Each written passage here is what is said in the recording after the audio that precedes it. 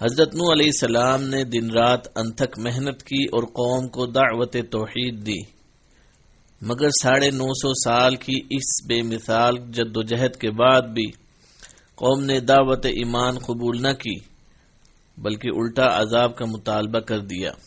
ارشاد باری تعالی ہے، ترجمہ: اور نوح کی طرف وحی کی گئی کہ تمہاری قوم میں جو لوگ ایمان لا چکے وہ لا چکے، ان کے سوا اور کوئی ایمان نہیں لائے گا، تو جو کام یہ کر رہے ہیں ان کی وجہ سے غم نہ کھاؤ۔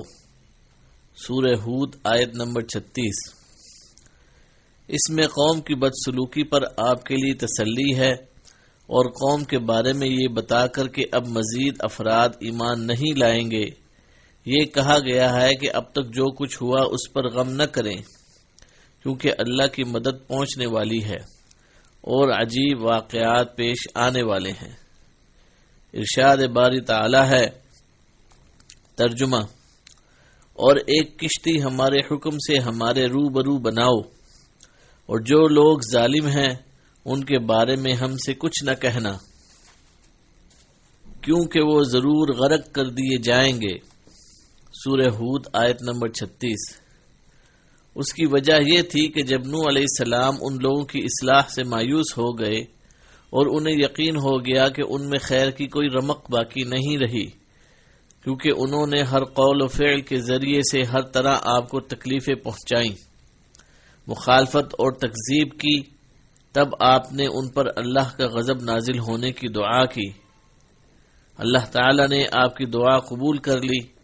ارشاد باری تعالی ہے، ترجمہ: اور ہم کو نوح نے پکارا، سو دیکھ لو کہ ہم دعا کو کیسے اچھے قبول کرنے والے ہیں، اور ہم نے ان کو اور ان کے گھر والوں کو بڑی مصیبت سے نجات دی۔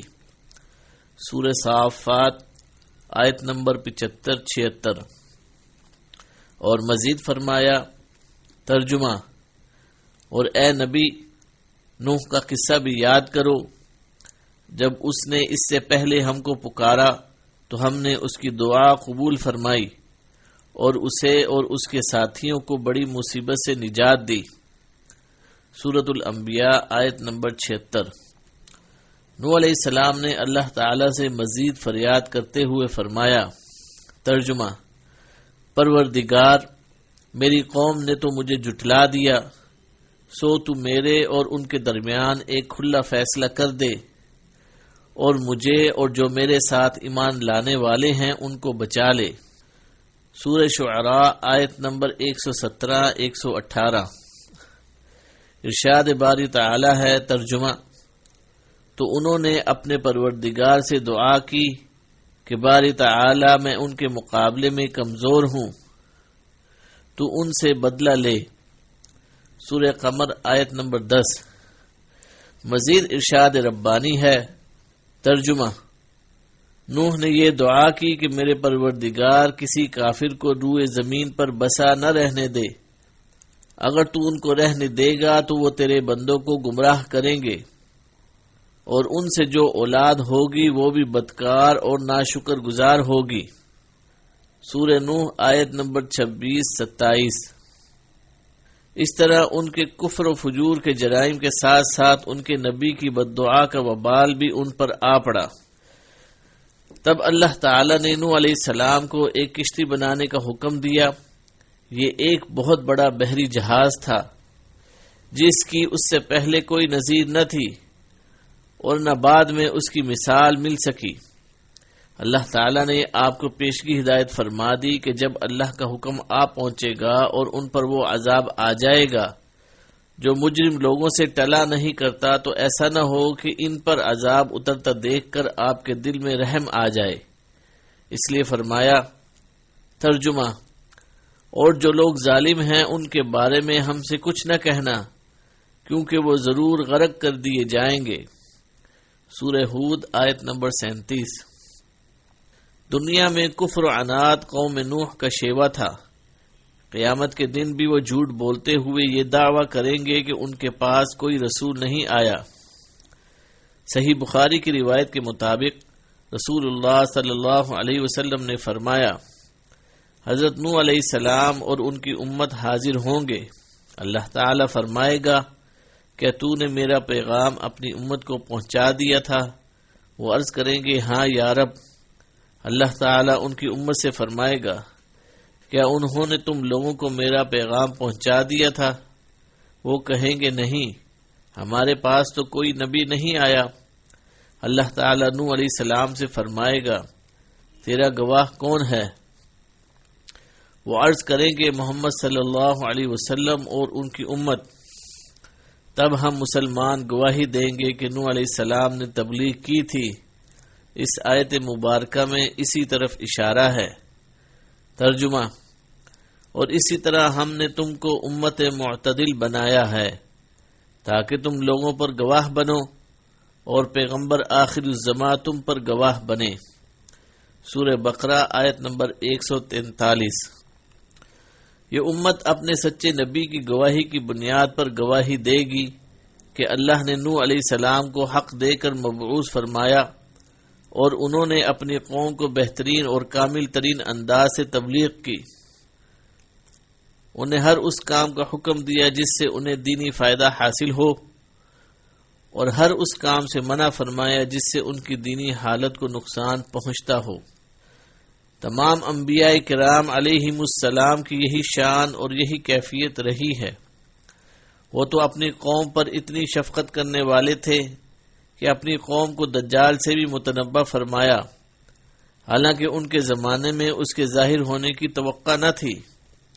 حضرت عبداللہ بن عمر رضی اللہ عنہما سے روایت ہے، انہوں نے فرمایا رسول اللہ صلی اللہ علیہ وسلم نے لوگوں میں کھڑے ہو کر اللہ تعالی کی شان کے لائق حمد و ثنا فرمائی، پھر دجال کا ذکر کرتے ہوئے فرمایا میں تمہیں اس سے متنبہ کرتا ہوں، ہر نبی نے اپنی قوم کو اس سے ڈرایا ہے۔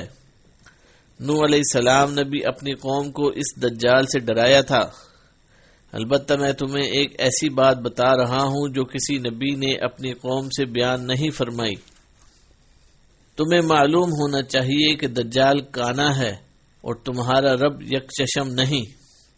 حضرت ابو ہریرہ رضی اللہ عنہ سے روایت ہے کہ نبی اکرم صلی اللہ علیہ وسلم نے فرمایا کیا میں تمہیں دجال کے بارے میں وہ بات نہ بتاؤں جو کسی نبی نے اپنی قوم کو نہیں بتائی؟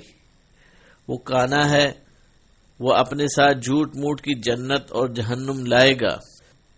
جس کو وہ جنت کہے گا وہ حقیقت میں آگ ہوگی۔ میں تمہیں اس سے ڈراتا ہوں جیسے نوح علیہ السلام نے اپنی قوم کو اس سے متنبہ کیا تھا۔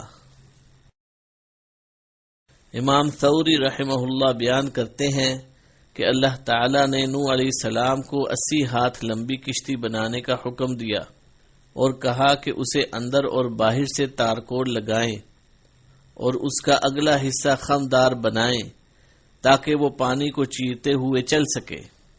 حضرت قتادہ رحمہ اللہ کا کہنا ہے کہ کشتی 300 ہاتھ لمبی اور 50 ہاتھ چوڑی تھی۔ میں نے تورات میں اسی طرح لکھا ہوا دیکھا ہے۔ ان سب نے اس کی بلندی 30 ذراع ذکر کی ہے۔ اس کی 3 منزلیں تھیں، ہر منزل 10 ہاتھ بلند تھی۔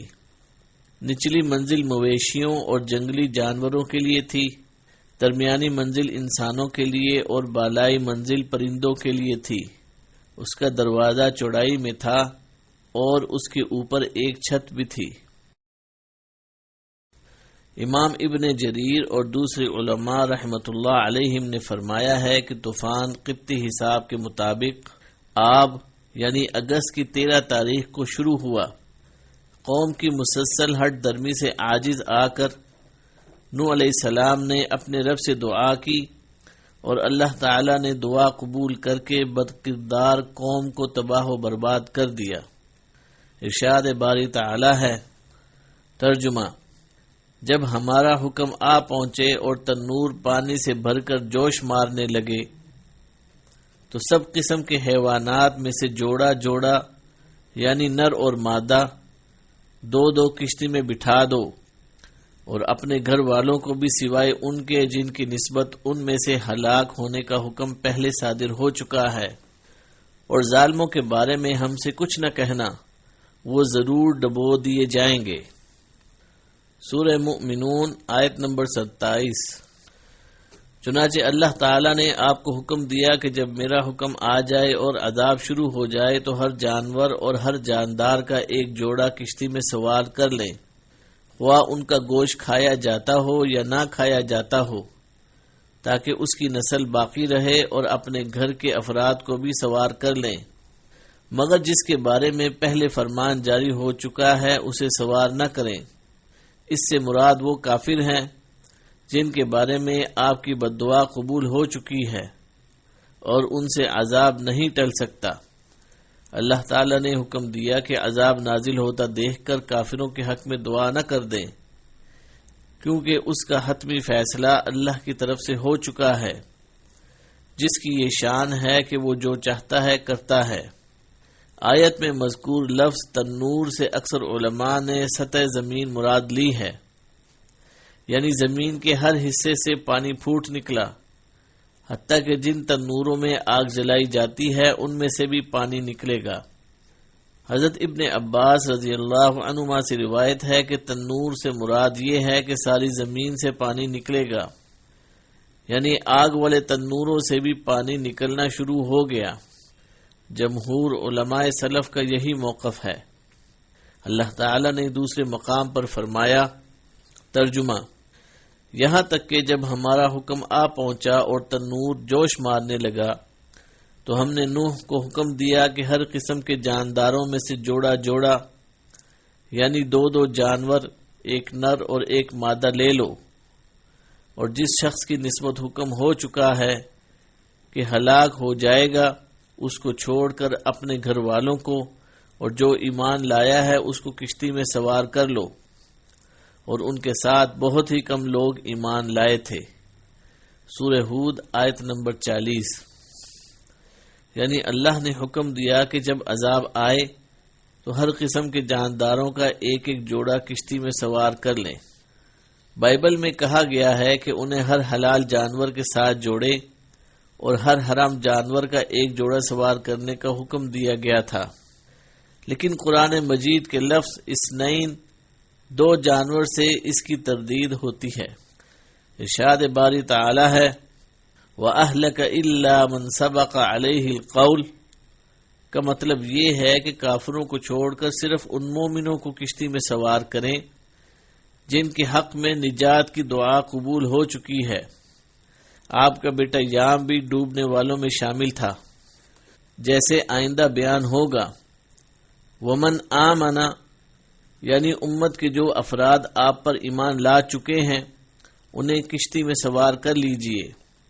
وما آمن معه الا قلیل، آپ کے ساتھ بہت تھوڑے لوگ ایمان لائے۔ حالانکہ آپ طویل عرصے تک ان میں تشریف فرما رہے اور ترغیب و ترہیب، وعدہ وعید کے گونا گوں اسالیب کو استعمال کرتے ہوئے پوری قوت کے ساتھ رات دن تبلیغ میں مصروف رہے۔ کشتی میں سوار ہونے والوں کی تعداد کتنی تھی اس کے بارے میں علماء کے مختلف اقوال ہیں۔ حضرت ابن عباس رضی اللہ عنہما سے روایت ہے کہ وہ 80 افراد تھے، ان کے ساتھ ان کی بیویاں بھی تھیں۔ کعب احبار سے مروی ہے کہ وہ 72 افراد تھے، بعض نے کہا 10 تھے۔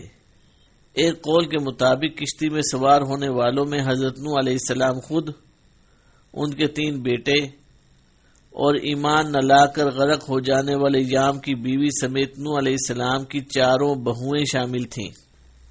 یہ قول ظاہر طور پر آیت کے خلاف ہے، کیونکہ آیت سے ثابت ہوتا ہے کہ کشتی میں نوح علیہ السلام کے خاندان سے باہر کے مومن افراد بھی سوار ہوئے تھے، جیسے کہ نوح علیہ السلام نے فرمایا تھا، نجنی ومن معی من المؤمنین، مجھے اور جو مومن میرے ساتھ ہیں انہیں بچا لے۔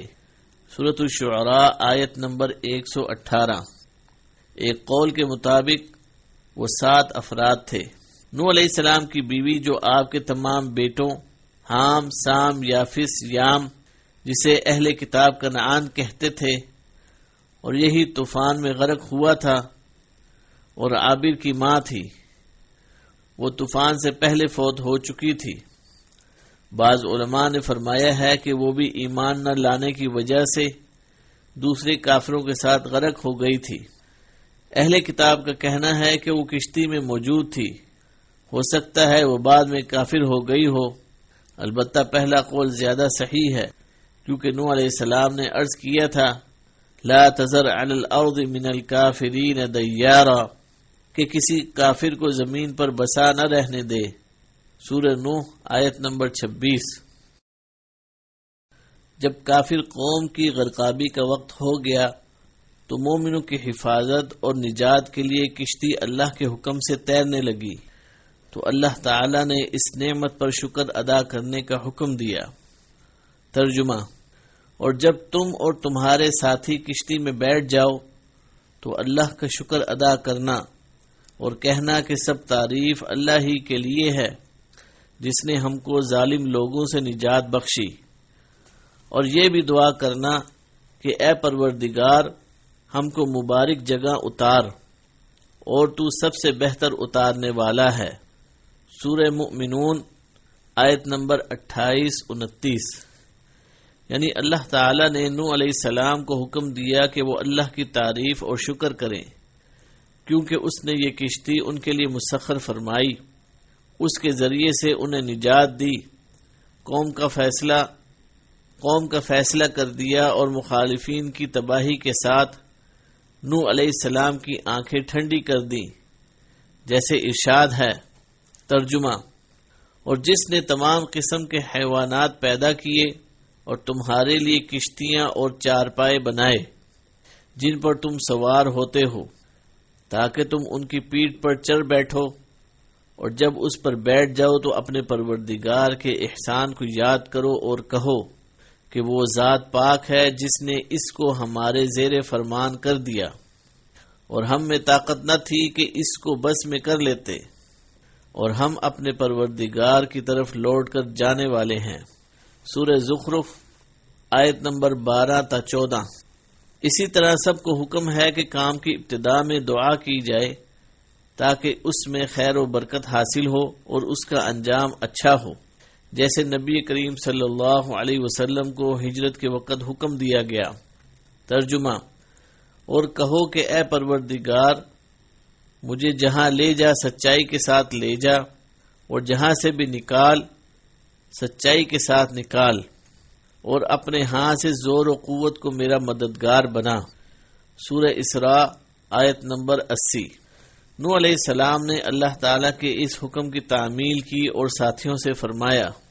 ترجمہ: اس کشتی میں سوار ہو جاؤ، اللہ ہی کے نام سے اس کا چلنا اور ٹھہرنا ہے، بے شک میرا پروردگار بخشنے والا مہربان ہے۔ سورہ ہود آیت نمبر 41۔ یعنی اس کے چلنے کی ابتدا و انتہا اللہ کے نام سے ہے۔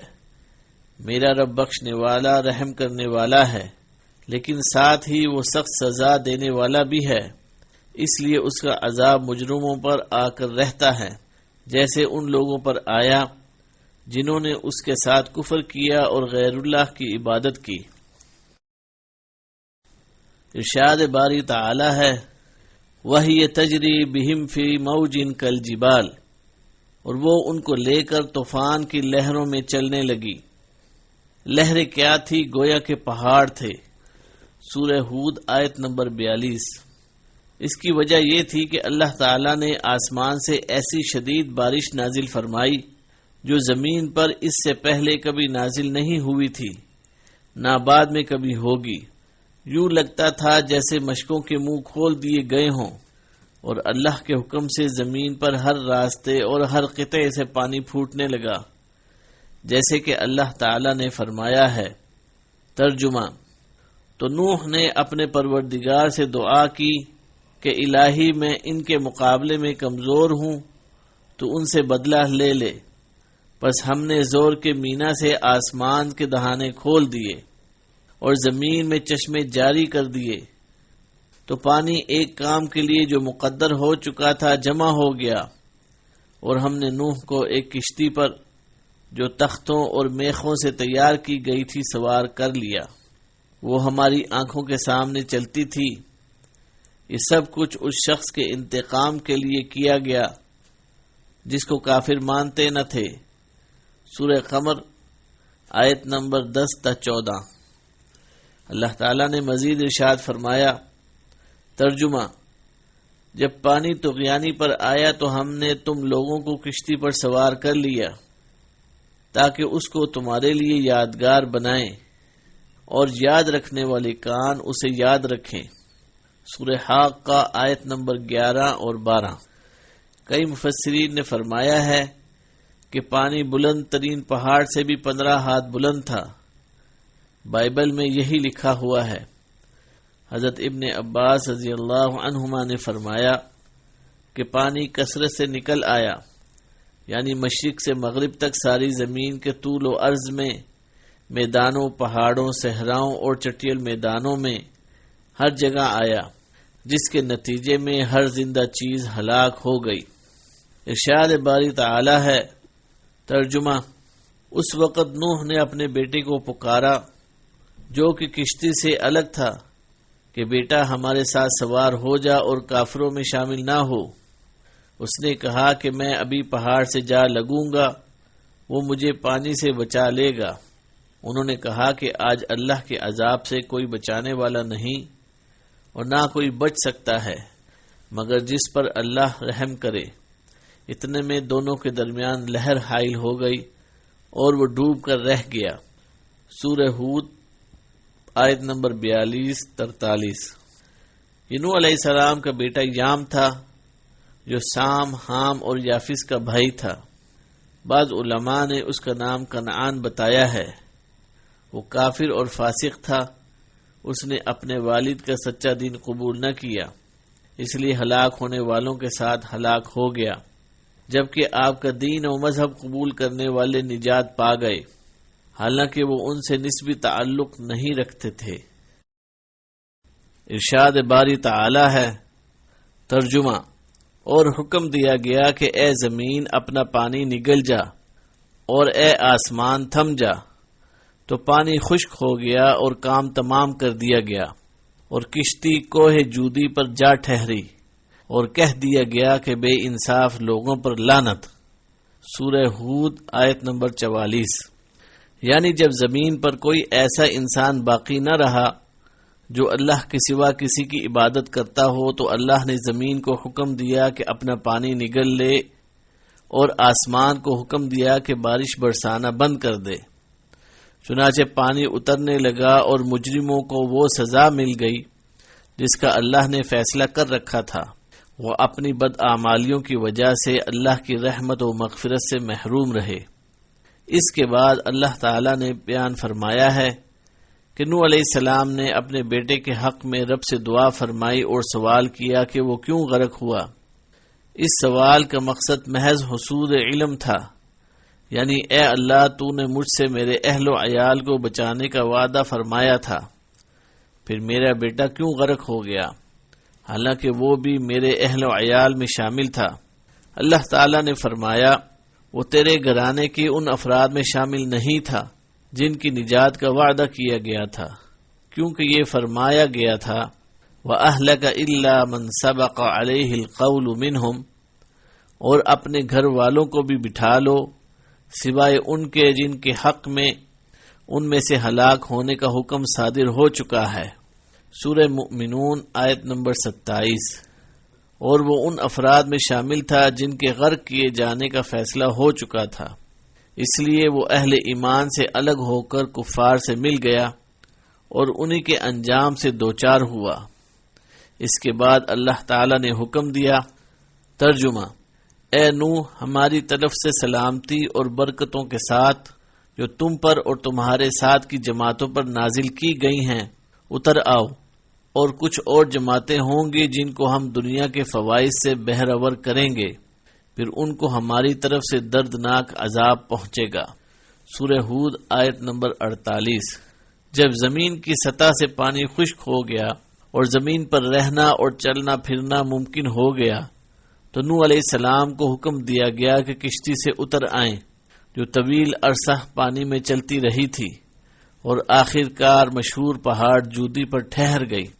بسلام منا و برکات کا مطلب یہ ہے کہ سلامتی کے ساتھ کشتی سے اتر آئیے، آپ پر بھی برکت نازل ہوگی اور ان اقوام پر بھی جو آئندہ زمانے میں آپ کی نسل سے پیدا ہوں گی، کیونکہ اللہ تعالیٰ نے نوح علیہ السلام کے ساتھیوں میں سے کسی کی نسل کو باقی نہیں رکھا، صرف نوح علیہ السلام کی نسل چلی، جیسے کہ ارشاد ہے وَجَعَلْنَا ذُرِّيَّتَهُ هُمُ الْبَاقِينَ۔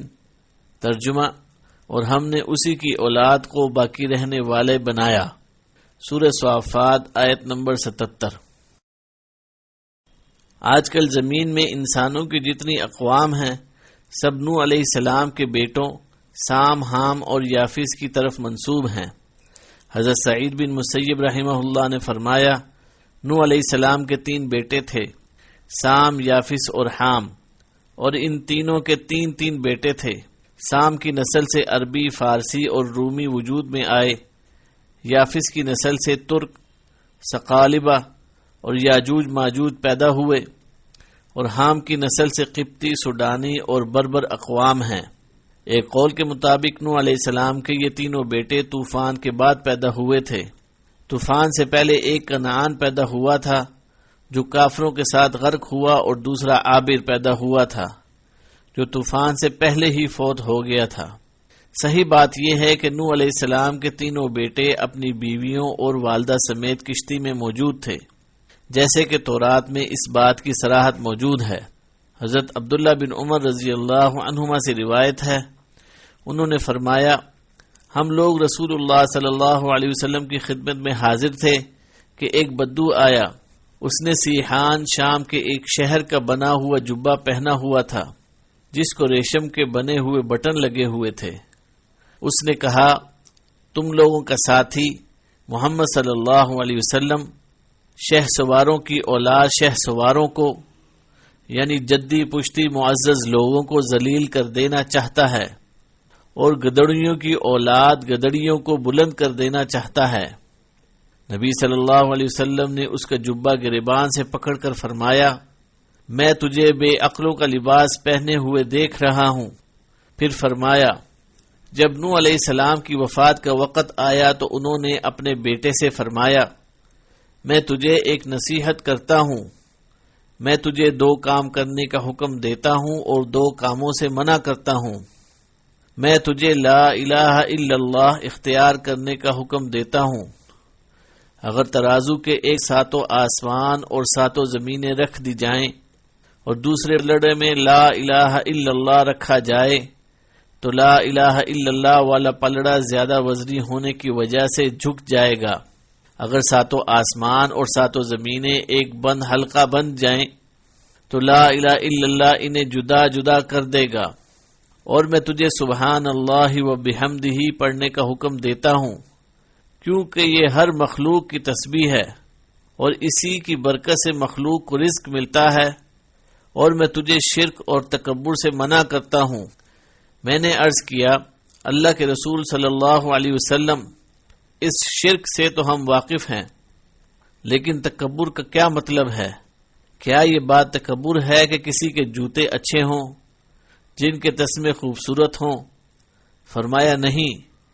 کیا یہ تکبر ہے کہ کسی کے پاس حلہ یعنی چادروں کا جوڑا ہو اور وہ اسے پہن لے؟ فرمایا نہیں۔ میں نے کہا یا یہ ہے کہ کسی کے پاس سواری کے لیے جانور ہو؟ فرمایا نہیں۔ میں نے کہا یا یہ ہے کہ کسی کے دوست ہوں جو اس کے پاس بیٹھتے ہوں؟ فرمایا نہیں۔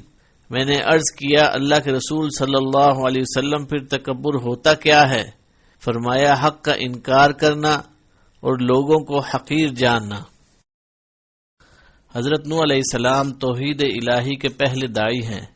سب سے پہلے آپ کی قوم نے بزرگوں کے بت بنا کر ان کی پوجا شروع کی اور اللہ وحدہ لا شریک کے ساتھ شرک کے مرتکب ہوئے۔ آپ نے 950 سال تک اس مشرک قوم کو توحید کی دعوت دی اور ان کی طرف سے ملنے والی ایذاء اور مصائب پر نہایت صبر و تحمل سے کام لیا۔ داعیان توحید و رسالت کے لیے ان کی زندگی میں شاندار اسوہ حسنہ ہے۔ آپ کی زندگی اور تاریخی دعوت سے توحید کا مطالعہ کرنے والے کو نیا عزم، یقین محکم اور تازہ ولولہ نصیب ہوتا ہے۔ آئیے ان کے طریق دعوت پر ایک نظر ڈالتے ہیں۔ آپ کی 100 سالہ دعوت کے طریقہ کار کو مندرجہ ذیل نکات میں پیش کیا جا سکتا ہے۔ 1. ایک مدت تک دعوت کو خفیہ رکھنا اور پھر علانیہ دعوت دینا، جیسا کہ ارشاد ہے۔ ترجمہ: اے میرے پروردگار، میں نے اپنی قوم کو تیری طرف رات دن بلایا، پھر میں نے انہیں با آواز بلند بلایا، اور بے شک میں نے ان سے علانیہ بھی کہا اور چپکے چپکے بھی۔ سورہ نوح آیت 5 سے لے کر 9 تک۔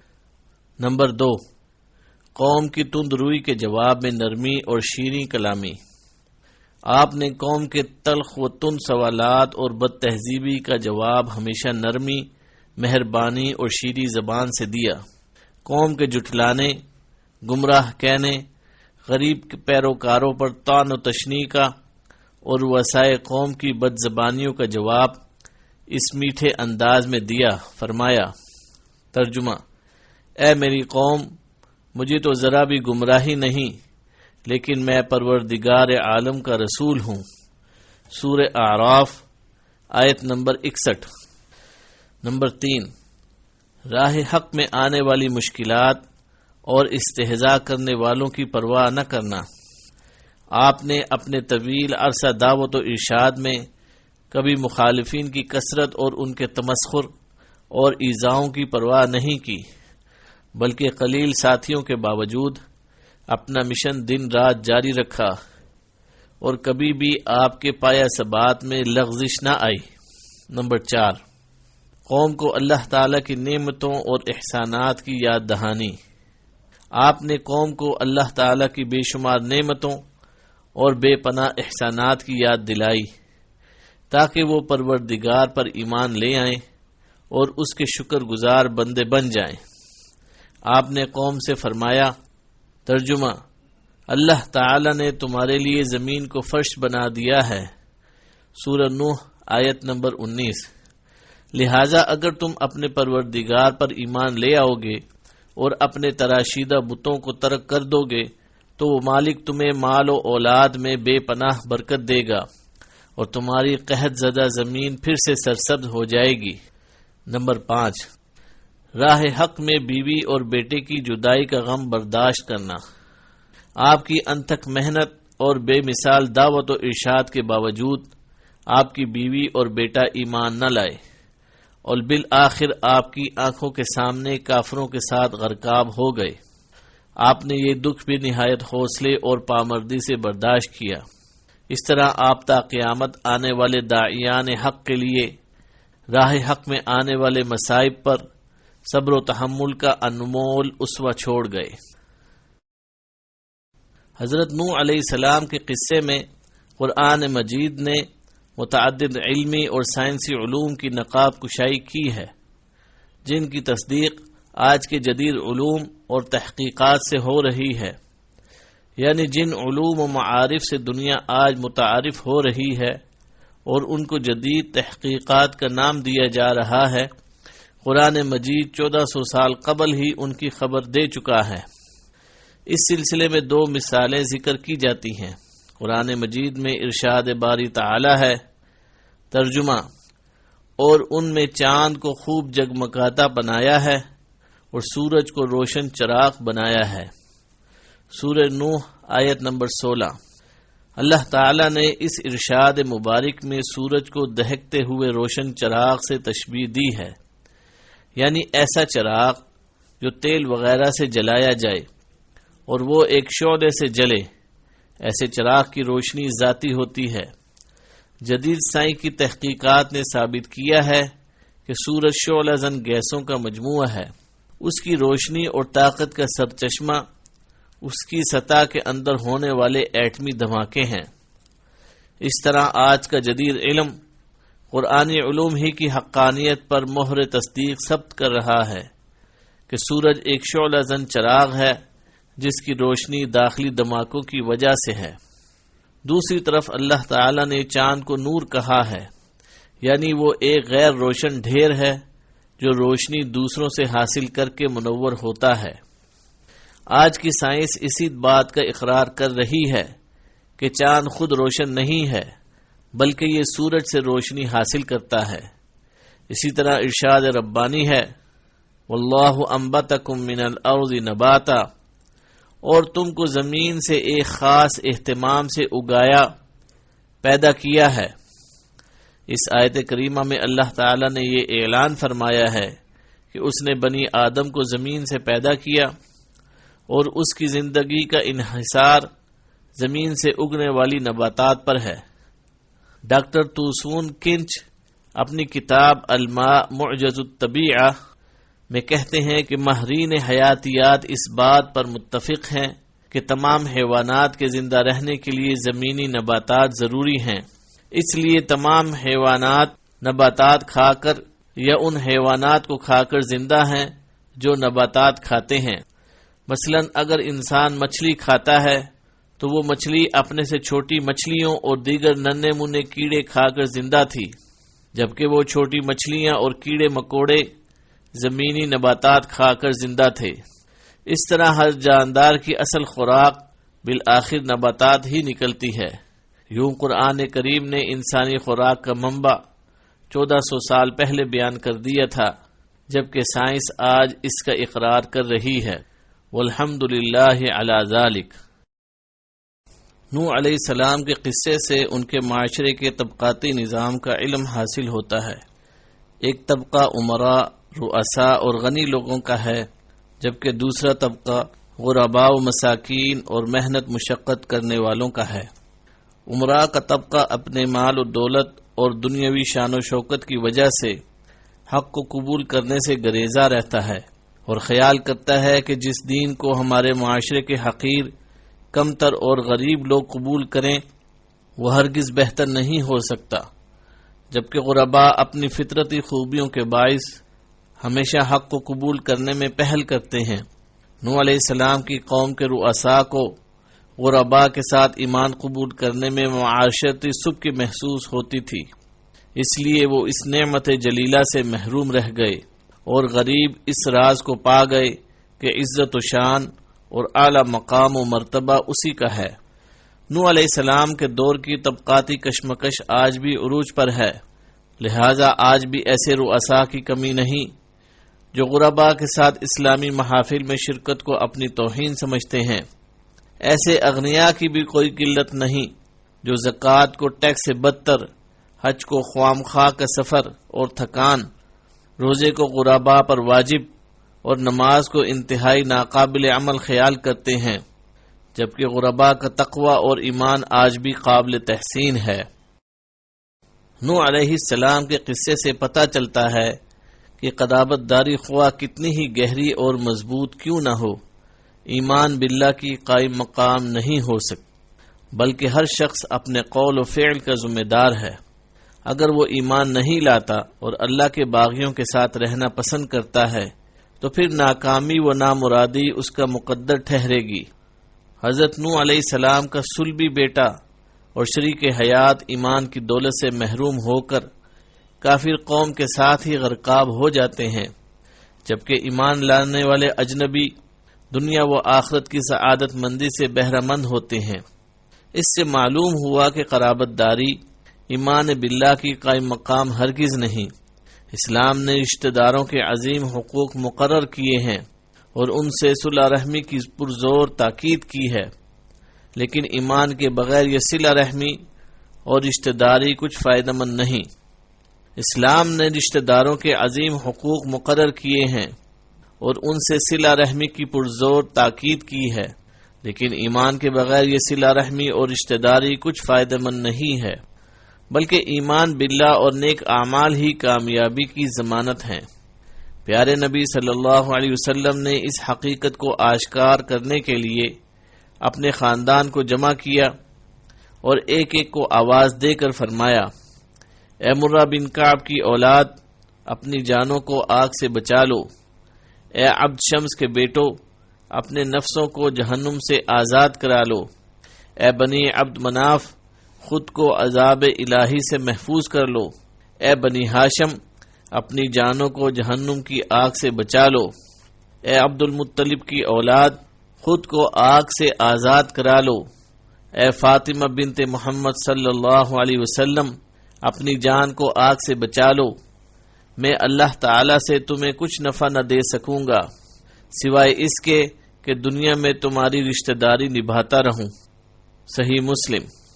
لہٰذا ایسے لوگوں کو اپنی اصلاح کر لینی چاہیے جو اس غلط فہمی یا خوش فہمی کا شکار ہیں کہ چونکہ ہم اہل بیت ہیں، ہم سید اور ہاشمی قبیلے سے ہیں، ہم اللہ کے احبا ہیں، ہم عاشقان رسول ہیں، ہم قرآن و سنت کے ماننے والے ہیں، حالانکہ یہ خالی دعوے ہوتے ہیں اور عملاً کچھ نہیں ہوتا، نہ ایمان باللہ نہ اعمال صالحہ۔ اس لیے ہماری نجات یقینی ہے، حالانکہ نجات اور کامیابی کا دار و مدار ایمان اور نیک اعمال پر ہے۔ نوح علیہ السلام کے قصے سے معلوم ہوتا ہے کہ جیسے ہی انہوں نے ایک اللہ کی عبادت کی طرف لوگوں کو بلایا تو سارا معاشرہ ان کے خلاف ہو گیا۔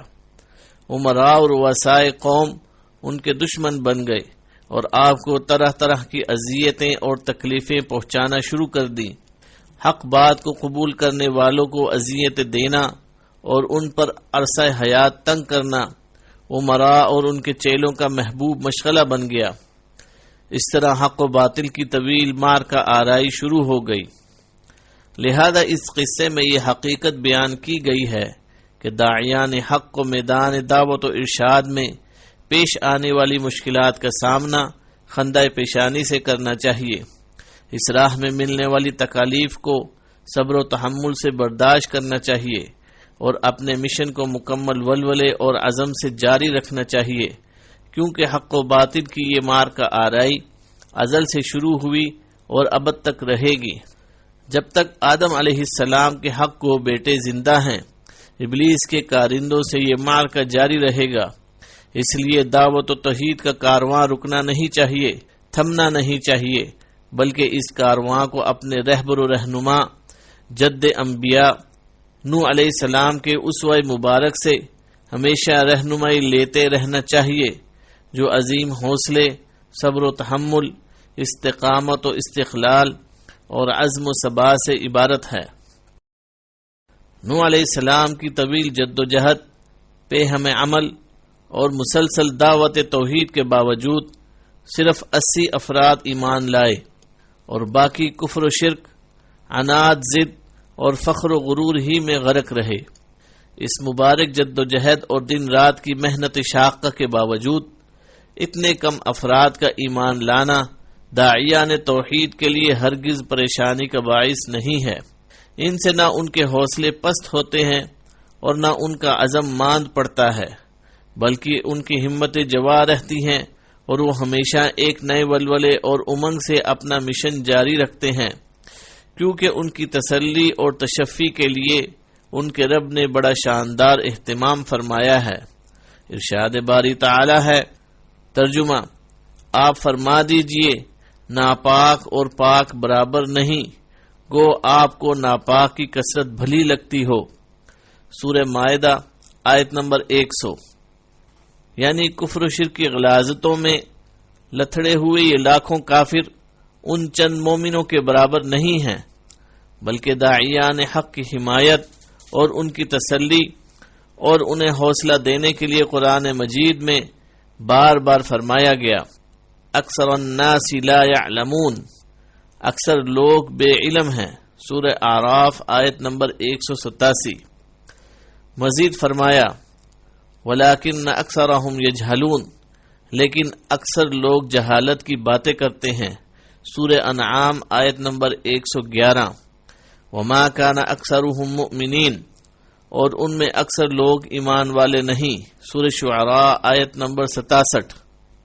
امام الانبیاء نے داعیان حق کو ایمان والوں کی قلت ہونے پر تسلی دیتے ہوئے فرمایا، مجھ پر پہلی امتیں پیش کی گئیں تو میں نے دیکھا کہ ایک نبی کے ساتھ 10 سے کم پیروکار ہیں، کسی کے ساتھ 1-2 ایمان والے ہیں اور کسی کے ساتھ ایک مومن نہیں۔ صحیح مسلم۔ باب الدلیل علی دخول طوائف من المسلمین الجنہ، حدیث نمبر 220۔ لہذا اہل توحید کے لیے افراد کی قلت پریشانی کا باعث نہیں بنتی اور نہ وہ کثرت افراد سے کبر و غرور میں مبتلا ہوتے ہیں۔ قوموں کے بارے میں اللہ تعالی کا طریقہ یہ رہا ہے کہ وہ ان میں رسول بھیج کر کتب نازل کر کے انہیں ایمان لانے اور راہ حق کو اپنانے کا موقع دیتا ہے۔ جب نبی اپنی قوم کو پیغام ربانی پہنچا دیتا ہے اور اس کی تبلیغ مکمل ہو جاتی ہے تو اللہ تعالی کا فیصلہ اور وعدہ اس قوم پر پورا ہو جاتا ہے۔ جب تک مومن قوم میں موجود رہتے ہیں ان کی مہلت باقی رہتی ہے، لیکن جیسے ہی معاشرہ صالح لوگوں سے خالی ہو جاتا ہے بد کردار اور گناہ گاروں پر عذاب الہی آ جاتا ہے، جیسا کہ حضرت نوح علیہ السلام کی قوم کے ساتھ بھی ہوا۔ نوح علیہ السلام مومنوں کو لے کر کشتی میں سوار ہو کر بستی سے نکل گئے تو باقی لوگ غرقاب کر دیے گئے۔ حضرت نوح علیہ السلام کے قصے سے یہ بھی معلوم ہوتا ہے کہ جب کفار پر اتمام حجت ہو جائے، ان کی سرکشی اور بدمعاشی حد سے بڑھ جائے اور مومن مغلوب ہو جائیں تو کفار کے خلاف بددعا کی جا سکتی ہے، جیسا کہ نوح علیہ السلام نے اپنے رب کو مدد کے لیے پکارتے ہوئے التجا کی تھی۔ ترجمہ: اے میرے رب، میں بے بس ہوں، تو میری مدد کر۔ سورہ قمر آیت نمبر 10۔ نیز دعا کی۔ ترجمہ: اے میرے رب، تو روئے زمین پر کسی کافر کو رہنے سہنے والا نہ چھوڑ، اگر تو انہیں چھوڑ دے گا تو یقیناً یہ تیرے اور بندوں کو بھی گمراہ کر دیں گے اور یہ کافر اور ڈھیٹ کافروں ہی کو جنم دیں گے۔ نبی اکرم صلی اللہ علیہ وسلم نے امت محمدیہ کو کفار کے غلبے اور ان کے شر کے عروج پر دعائے قنوت نازلہ مانگنے کا حکم دیا ہے۔ خود بھی ایسے حالات میں قنوت نازلہ پڑھی جیسے کہ قبیلہ مضر اور عقل پر بددعا فرمائی، اور قریش کے سرداروں ربیعہ، شیبہ اور عتبہ پر بھی بددعا فرمائی تھی جب ان کی اذیتیں حد سے بڑھ گئی تھیں۔ نوح علیہ السلام کے قصے سے یہ سبق بھی ملتا ہے کہ اللہ تعالی اپنے مؤمن بندوں کی آزمائش بھی کرتا ہے، ان کے ایمان کا امتحان لیتا ہے اور ان کی ابتلاء سے انہیں ایمان میں پختگی اور اعتماد و یقین عطا کرتا ہے۔ یہ امتحان کبھی انفرادی ہوتا ہے اور کبھی اجتماعی۔ ارشاد باری تعالی ہے۔ ترجمہ: یقیناً اس میں بڑی بڑی نشانیاں ہیں اور ہم بے شک آزمائش کرنے والے ہیں۔ سورہ مومنون آیت نمبر 30۔ مومنوں کی یہ آزمائش کئی طریقوں سے ہو سکتی ہے، جیسا کہ ارشاد باری تعالی ہے۔ ترجمہ: اور ہم کسی نہ کسی طرح تمہاری آزمائش ضرور کریں گے، دشمن کے ڈر سے، بھوک پیاس سے، مال و جان اور پھلوں کی کمی سے، اور ان صبر کرنے والوں کو خوشخبری دے دیجئے جنہیں جب کوئی مصیبت آتی ہے تو کہہ دیا کرتے ہیں کہ ہم تو خود اللہ تعالی کی ملکیت ہیں اور ہم اسی کی طرف لوٹنے والے ہیں۔ ان پر ان کے رب کی نوازشیں اور رحمتیں ہیں اور یہی لوگ ہدایت یافتہ ہیں۔ سورہ بقرہ آیت نمبر 155 تا 157۔ لہذا دعوت و ارشاد کے مقدس مشن سے منسلک افراد کو ہر آزمائش اور مشکل گھڑی میں اللہ تعالی کی خصوصی رحمتوں اور نوازشوں کی خوشخبری کو سامنے رکھنا چاہیے۔ اس سے ان کو نیا حوصلہ اور نئی ہمت میسر آئے گی۔ اس کے برعکس کفار کو اللہ تعالی مہلت دیتا ہے، وہ اپنے دنیاوی مال و دولت اور شان و شوکت میں مگن رہتے ہیں، حتیٰ کہ انہیں عذاب الہی چاروں طرف سے گھیر لیتا ہے اور وہ دنیا آخرت میں عظیم خسارے سے دوچار ہو جاتے ہیں۔ حضرت نوح علیہ السلام کا بیٹا آغوش نبوت میں پرورش پانے کے باوجود ایمان نہ لایا اور بالآخر عبرتناک انجام سے دوچار ہو گیا۔ اس سانحے کی گہرائی میں جائیں تو معلوم ہوتا ہے کہ یہ بری صحبت کا انجام بد تھا۔ آپ کا بیٹا کافروں کے ساتھ رہنے سہنے کی وجہ سے ایمان قبول نہ کر سکا اور کافروں کے عقائد و اعمال پر کاربند ہو گیا۔ ان کی بری صحبت اس کے لیے زہر قاتل ثابت ہوئی اور اس کا انجام ذلت و رسوائی کی صورت میں نکلا۔ لہذا ہمیں بری صحبت سے اجتناب کرنا چاہیے اور نیک لوگوں کی صحبت اختیار کرنی چاہیے۔ رسول اکرم صلی اللہ علیہ وسلم نے نیک لوگوں کی صحبت اختیار کرنے کی ترغیب دیتے ہوئے نیز برے لوگوں کی صحبت سے ڈراتے ہوئے درجہ ذیل خوبصورت مثال بیان فرمائی ہے۔ آپ نے فرمایا، نیک ساتھی اور برے ساتھی کی مثال کستوری بیچنے والے اور بٹی میں پھونکے مارنے والے کی سی ہے۔ کستوری بیچنے والا تمہیں تحفے میں خوشبو دے گا، تم اس سے خرید لو گے یا کم از کم تمہیں اس سے بہترین خوشبو آئے گی، جبکہ بھٹی میں پھونکے مارنے والا اور آگ جلانے والا یا تو تمہارے کپڑے جلائے گا یا تمہیں اس سے بدترین بو آئے گی۔ صحیح مسلم حدیث نمبر 2628۔ اس لیے نیک لوگوں سے تعلقات استوار کرنے چاہیے، جبکہ برے لوگوں کی محفل و مجلس سے کنارہ کشی اختیار کرنی چاہیے کہ اسی میں دین و دنیا کی عافیت مضمر ہے۔ دعوت حق کی کامیابی و کامرانی کے لیے صبر و ثبات، تحمل و برداشت اور استقلال و استقامت بنیادی شرط ہے۔ حضرت نوح علیہ السلام کی طویل جد و جہد سے داعیان حق کو راہ حق میں آنے والی مشکلات کا سامنا کرنے کے لیے نئی ہمت، نیا ولولہ اور نیا جذبہ ملتا ہے۔ لہذا داعیان توحید کو حالات کی ناسازی، راستے کی دشواری، ساتھیوں کی قلت اور تنگ دستی کو کبھی خاطر میں نہ لانا چاہیے، کیونکہ مومن جتنا بھی کمزور ہو، اس کا دشمن کتنا ہی مضبوط کیوں نہ ہو، بالآخر مومن کامیاب رہتا ہے اور کافر اپنے مہلک ہتھیاروں، کارگر چالوں اور بے پناہ وسائل کے باوجود ناکام و نامراد رہتا ہے۔ شرط صرف یہ ہے کہ مومن اپنے رب پر بھروسہ کر کے صبر کا دامن تھام کر راہ حق میں آنے والی مشکلات کے سامنے سینہ سپر ہو جائے، پھر اسے نصرت الہی حاصل ہوگی اور وہ اپنے دشمن پر حاوی ہوگا۔ ارشاد باری تعالی ہے، ترجمہ، اور ہم پر مؤمنوں کی مدد کرنا لازم ہے۔ سورہ روم آیت نمبر 47۔ کافر چونکہ نصرت باری تعالی سے محروم ہوتے ہیں، بلکہ عذاب ان کو گھیرے ہوئے ہوتا ہے، اس لیے ناکامی و ذلت ان کا مقدر بنتی ہے۔ اللہ تعالی کفار کی دنیا و آخرت میں بربادی کی خبر دیتے ہوئے فرماتا ہے، ترجمہ، پھر کافروں کو تو میں دنیا و آخرت میں سخت تر عذاب دوں گا اور ان کا کوئی مددگار نہ ہوگا۔ سورہ آل عمران آیت نمبر 56۔ حضرت نوح علیہ السلام کی قوم سے بت پرستی کی ابتدا ہوئی۔ ود، سعا، یغوث، یعوق اور نصر ان کے بڑے بڑے بتوں کے نام تھے۔ یہ در حقیقت ان کے نہایت نیک بزرگوں کے نام ہیں۔ جب یہ بزرگ فوت ہوئے تو قوم سخت غمزدہ اور افسردہ ہوئی۔ اس وقت شیطان نے انسانی شکل میں آ کر ان کو ان بزرگوں کی تصاویر بنا کر انہیں یاد رکھنے کا مشورہ دیا۔ جب یہ نسل ختم ہو گئی تو بعد میں آنے والوں کو شیطان نے یہ کہہ کر شر میں مبتلا کر دیا کہ تمہارے آباء و اجداد تو انہی کی عبادت کرتے تھے۔ اس طرح ان تصاویر کی عبادت شروع ہو گئی، جسے اتنا عروج ملا کہ عرب قوم کے اکثر قبائل بھی انہی بتوں کو پوجنے لگے۔ ان کے بارے میں ان کا عقیدہ یہ تھا کہ یہ بت انہیں روزی دیتے ہیں، مشکل کشائی کرتے ہیں، اولاد سے نوازتے ہیں اور ان کی حمایت و نصرت کرتے ہیں۔